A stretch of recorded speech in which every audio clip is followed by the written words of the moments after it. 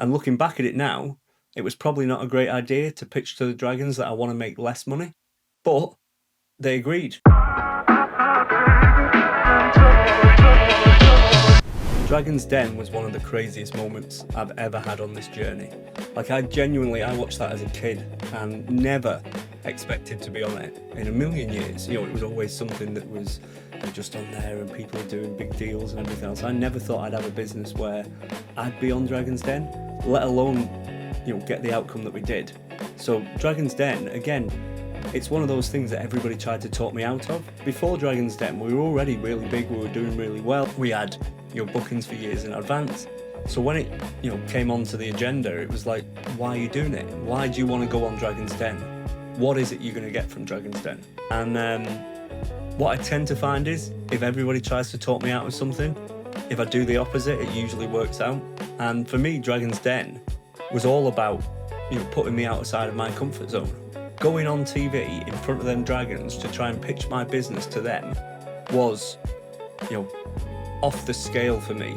You don't really get to see behind the scenes of Dragon's Den. Before you get anywhere near the den, there's months and months of due diligence with BBC and test reels and all sorts of stuff before you get anywhere near the den. And then when you get to the den, it's a whole nother experience, you know, setting up in front of the producers, doing your pitch and everything else.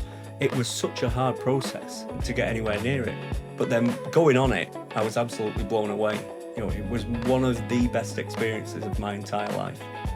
When it was my day to go in for filming for Dragon's Den, honestly, I was so nervous. I was trying to hold it together inside, but you know, when I watch it back on TV, it's so uncomfortable for me to watch because I can see how nervous I am. Everybody said, "Oh, you know, you did well. It went really good." You know, the picture's gone down as one of the best pictures in Dragon's Den history. You know, loads of people have spoke to me about it after and wanted to replicate what I was doing. But for me, at the time and watching it back, I was packing it. You know, it was so hard, and I didn't think I'd get through it. But that practice, that rehearsal, that effort I put in before really paid off. So when I went on the show, although it's only on for like 9 or 10 minutes on TV, you're actually in the den for a couple of hours. They ask you every question under the sun. Genuinely, the first part of it was when I walked in, I did my pitch, and Peter said he was in straight away, and then sat back. I was stunned at that point, and it's almost like an out-of-body experience. Like I was watching somebody else do it on TV. It was like I wasn't really there, and it was one of my favourite things I've ever done. Dragon's Den changed the game for me. It made what I do on a national level. One of the big things from Dragon's Den, which was never intended to be in my pitch, was about what I charge price-wise for school holidays. It was just a question that Sarah and Deborah asked. You know, they said, "Oh, I assume you charge variable rates different times a year," and I said no. And looking back at it now, it was probably not a great idea to pitch to the Dragons that I want to make less money, but they agreed. You know, Deborah said it's a conscious decision that I was taking to not do it, and they backed it. And then the audience response from that was just unbelievable. I forgot I even said it. You know, it wasn't supposed to be in my pitch. It was just a throwaway comment that we was talking about, and that was kind of one of the main lead things in the story when it was aired.